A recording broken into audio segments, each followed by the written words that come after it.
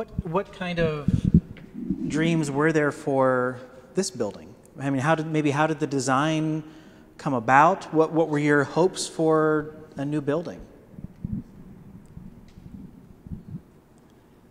Well, it represents a ship. I know that. It represents a ship. Okay. So. This represents a ship. I've been told it's Noah's Ark. I think they had the committee, building fund committee, and everybody had gone to Denver to look at a church that had some similar qualities or similar design. Am I right, Jim? Is that part of it? And I think that's where some of the ideas came at the height of this one.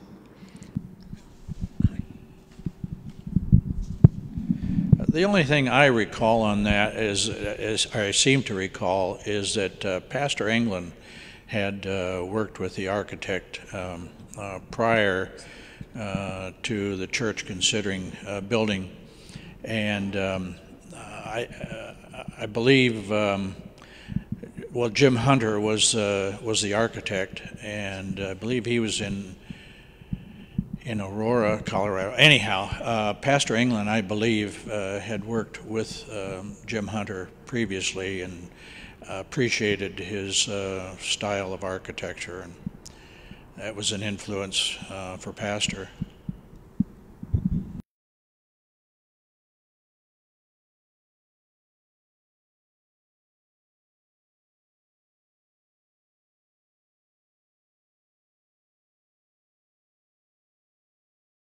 Carl Olson was mentioned, and without question, Carl is in this church big time in terms of his influence, both in terms of the land that was selected and the building itself.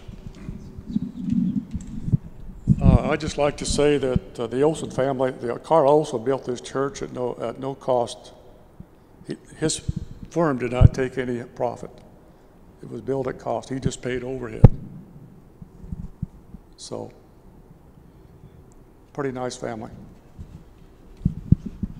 And I don't know if everybody knew that the painted glass that is now out at the front of the church was at the church at the 17th and A Street, but Carl Olson's, gave that, and then when we moved that, that's where it was transferred back to the front of our church here.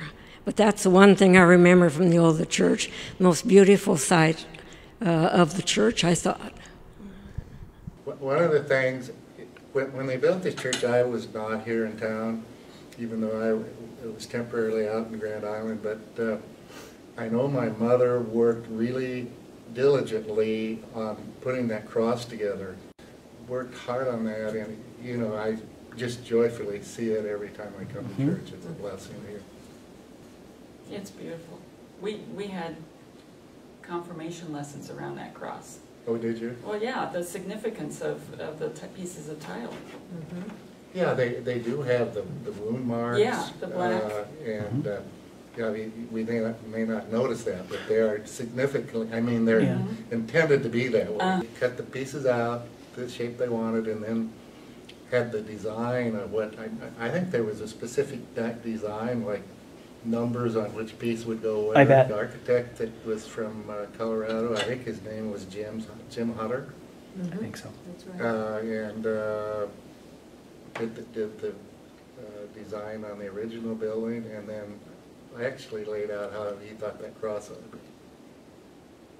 One of the things I remember too is, and this might be because of confirmation, Pastor England was the pastor, and when he was building this church, you know, all the red carpets, and we had the red doors and all that stuff, we went over to his house. He had red carpet in his house, and he thought red was the winning thing. So I remember going over to his house to see that. I just remember everybody saying, we're going to the tallest hill in Lincoln.